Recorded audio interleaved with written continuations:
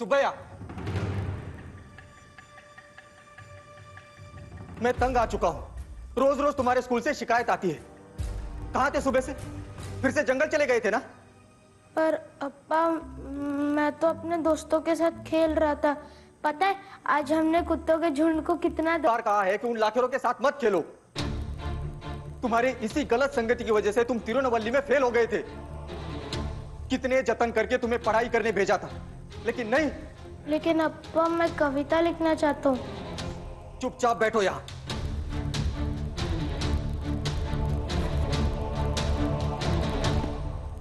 और गृहपाठ लिखो। कविता लिखेंगे। बिन मां के बच्चे हो, मैं हाथ भी नहीं उठा सकता, इसीलिए समझा रहा हूं। समय रहते संभल जाओ।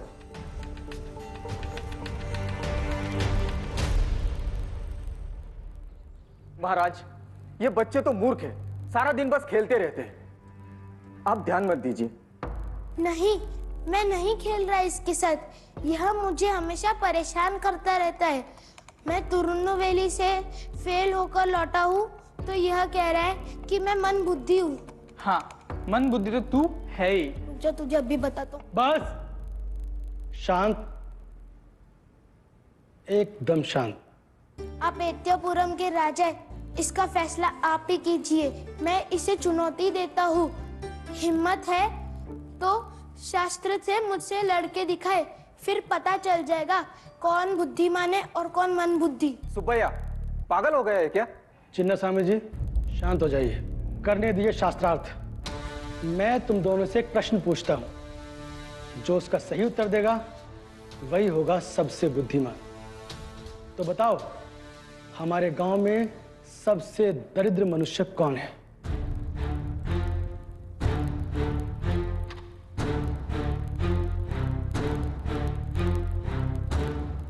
मुझे पता है महाराज। बताओ। वो है ना वेणु, वो है सबसे दरिद्र। उसके पास ना खाने को है ना पहनने को, छत तक नहीं है। वो लोगों की नालियां साफ करता फिरता है, उसके पास और कुछ काम नहीं।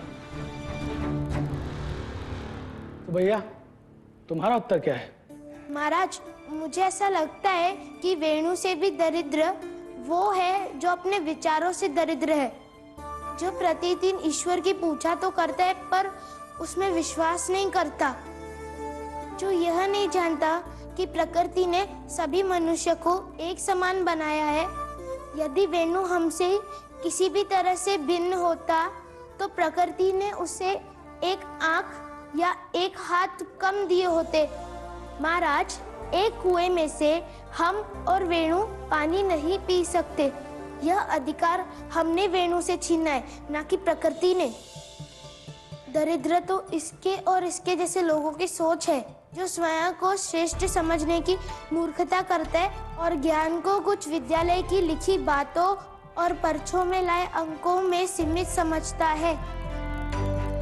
महाराज, जिसे ज्ञान का अर्थ नहीं पता, जिसे यह नहीं पता कि ज्ञान पाठ से नहीं सीखने से अर्जित होता है, कुछ पुस्तकें पढ़ने से कोई ज्ञानी नहीं हो जाता, यह तो उन फिरंगियों की तरह है, अहंकारी और जड़ बुद्धि। फिरंगी तो हमारे देश को निगल ही रहे हैं, लेकिन इसके जैसे लोग हमारी सनातन सभ्यता का पतन कर रहे हैं, जो कि जातियों में कभी बटी ही नहीं।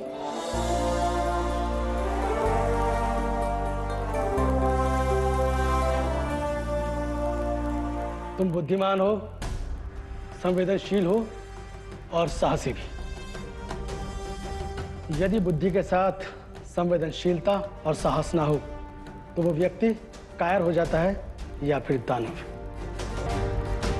आप बिल्कुल सही कह रहे हैं महाराज। मैं तो कहता हूं, इस बालक के ऊपर मां सरस्वती की विशेष कृपा है। ऐसा लगता है जैसे उसके जिह्वा में साक्षात विराजमान हो गई हो।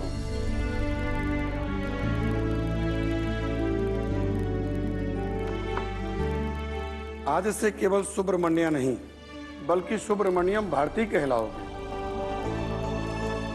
ईश्वर करे तुम अपने इस ज्ञान को समस्त देश में फैला सको।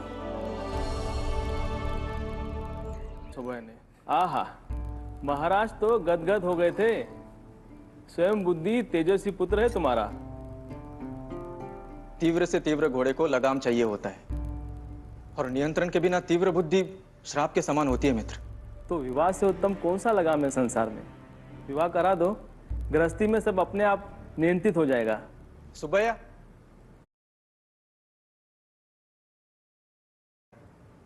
बैठो यहां पे, दूध पी लो। चिन्ना स्वामी जी, सुबैया नहीं, अब भारती बोलने की आदत डाल दो। भारती, अब तुम बड़े हो रहे हो बेटा, जानते हो ना। अभी कहाँ अपा, इस घर में एक ही बड़ा काफी है। आप बेटा, पिता कब तक साथ रहेगा? अब तुम्हें ही सब कुछ संभालना है। इतनी जल्दी क्या है? बेटा, व्यापार अब पहले से और मुश्किल हो रहा है, काम बढ़ रहा है। अब मैं पहले की तरह तुम्हारा ध्यान नहीं रख पाऊंगा। व्यापार की चिंता मत करो स्वामी। नहीं नहीं, तुम सही कह रहे हो, विवाह आवश्यक है। विवाह? नहीं नहीं अप्पा, अभी मुझे विवाह नहीं करना। तो कब करना है बेटा? अभी मुझे पढ़ना है। बैठो बेटा। बेटा, ज्ञान केवल पोथी से नहीं मिलता है, ज्ञान जीवन से भी मिलता है, जिम्मेदारी से भी, और जीवन साथी से भी।